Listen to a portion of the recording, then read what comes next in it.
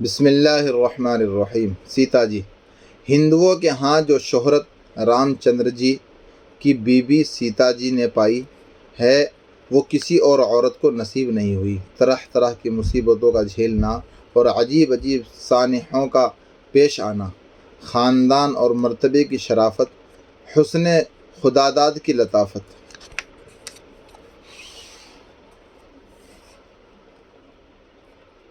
خوبی، خصائل کی فضیلت، یہ سب باتیں ایسی ہیں کہ جن کی وجہ سے ہر فرقے کے ہندو ان کے نام کو محبت و عقیدت سے یاد کرتے ہیں۔ سیتا جی کا باپ راجہ جنک ترہٹ کا فرما روا تھا اور صرف یہی دختر نیک اختر مشکوے سلطنت کا اجالا تھا، اس لیے نہایت ناز و نعمت سے اس کی پرورش ہوئی۔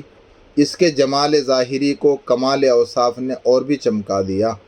اس زمانے میں بہادری اور شجاعت ہی بڑا جوہر تھا، اس لیے راجہ جنک نے عہد کر لیا تھا کہ جو کوئی اس کڑی کمان کو کھینچ لے گا جو اس کے ہاں رکھی ہوئی تھی، وہی اس کی پیاری قرۃ العین سیتا کو پائے گا۔ جب سیتا جی کے جمال و کمال کا آوازہ تمام آریہ ورت میں پھیل گیا تو دور و نزدیک کے راجہ اس کے خواستگار ہوئے، مگر رام چندر جی کے سوا، جن کا آغاز شباب تھا اور فن تیر اندازی میں دستگاہ کامل پیدا کی تھی، کوئی کامیاب نہ ہوا۔ انہوں نے صرف کمان کو کھینچا ہی نہیں بلکہ اپنی شہ زوری سے اس کے دو ٹکڑے کر دیے۔ بس عہد کے بموجب ان کے ساتھ سیتا کی شادی ہو گئی۔ وہ اس کو لے کر اجودھیا میں واپس آئے۔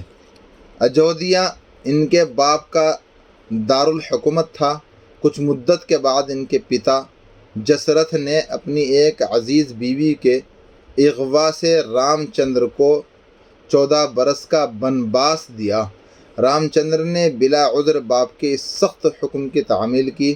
اس جلا وطنی میں ان کی با وفا بیوی سیتا اور ان کے برادر عزیز لچھمن نے حق رفاقت ادا کیا۔ یہ شاہی گروہ اجودھیا کی رعایا برایا کو اپنی مفارقت کے رنج و الم میں گریہ زاری کرتا ہوا چھوڑ کر رخصت ہوا۔ الہ آباد سے گزر کر چترکوٹ پہاڑ پر پہنچے۔ کئی سال کی دشت نوردی کے بعد منبع گوداوری کے قریب پنچوٹی پر اقامت اختیار کی تاکہ باقی ایام وہاں بسر کریں۔ جنگل کے پھل پھلاری اور شکار پر گزرے اوقات کرتے تھے۔ رام چندر اور لچھمن باری باری سے صید افگنی کو جاتے، مگر ایک بھائی سیتا کی تشفی خاطر اور حفاظت کی نظر سے موجود رہتا۔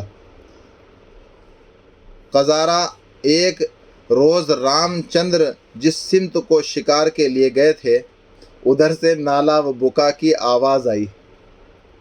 ناچار لچھمن سیتا کو تنہا چھوڑ کر تفتیش حال کے لیے چلے گئے۔ ان کا جانا تھا کہ لنکا کا راجہ راون سیتا جی کو جبراً اپنے ساتھ لے گیا۔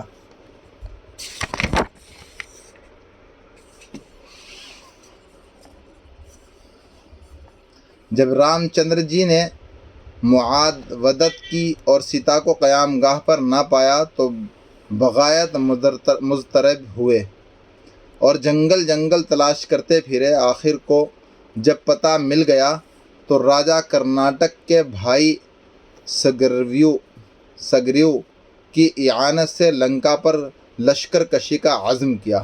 آغاز جنگ سے پیشتر ہنومان کو، جو سگریو کا وزیر اعظم اور سپہ سالار تھا، راون کے سمجھانے کو بھیجا۔ جب صلح سے راون راہ راست پر نہ آیا تو ہنومان سیتا کو تسلی و تشفی دے کر واپس چلا آیا۔ پھر تو رام چندر جی کے لشکر نے سیت بند کو عبور کر کے خوب معرکہ آرائی اور جدال و قتال کیا، یہاں تک کہ بدذات راون ان کے ہاتھ سے ہلاک ہوا اور اپنی کردار کی پاداش کو پہنچا۔ یہ فیروز مند گروہ سیتا کو زندان بلا سے چھڑا کر وطن کی جانب پھرا، مگر اول اس غم زدہ قیدی کو اپنی عفت و عصمت کے ثبوت میں ایک ہولناک امتحان آگ میں گرنے کا حکمن دینا پڑا، کیونکہ اس زمانے میں مشتبہ عورت کے لیے دہکتی آگ یا جلتے توے پر برہنہ چلنا ہی پاک دامنی کی شہادت خیال کی جاتی تھی۔